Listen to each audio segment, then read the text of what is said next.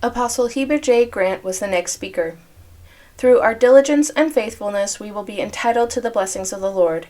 There is one thing that is certain about the present trouble. The Latter-day Saints will come out uppermost at the end of the controversy. No matter what restrictions we may be placed under by men, our only consistent course is to keep the commandments of God.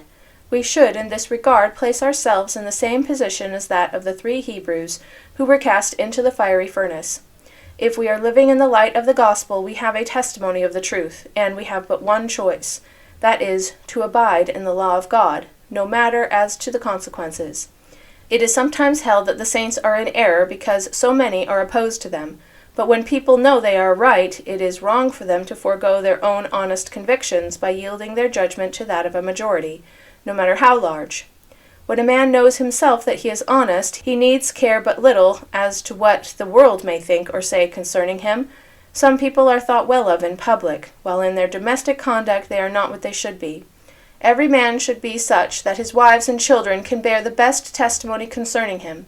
The speaker stated that his esteem and love for the servants of God had increased by closer association with them. This was because he had opportunities of discovering their devotion to the truth. There is nothing that is right, but they are ready to do it, if it conduces to the advancement of the cause of God on the earth.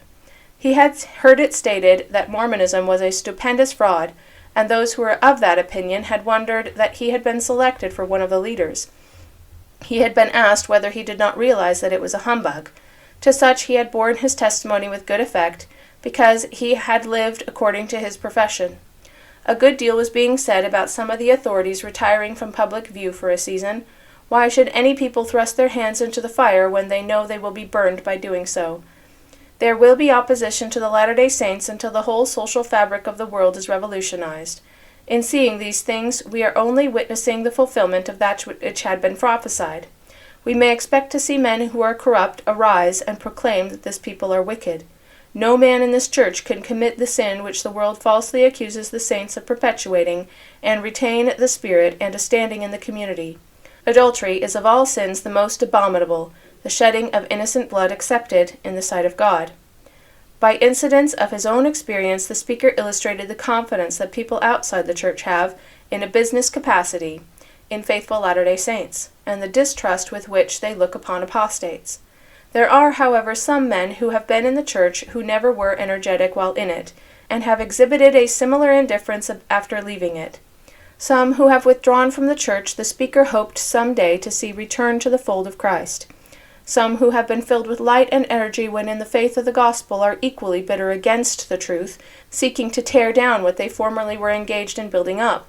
Notwithstanding the evil that is falsely spoken of the prominent elders in this church, if any one of them were to give his word of honor to any of these deputy marshals that are hunting them, that he would appear at a stated time and place, he had no doubt that it would be taken by the officer.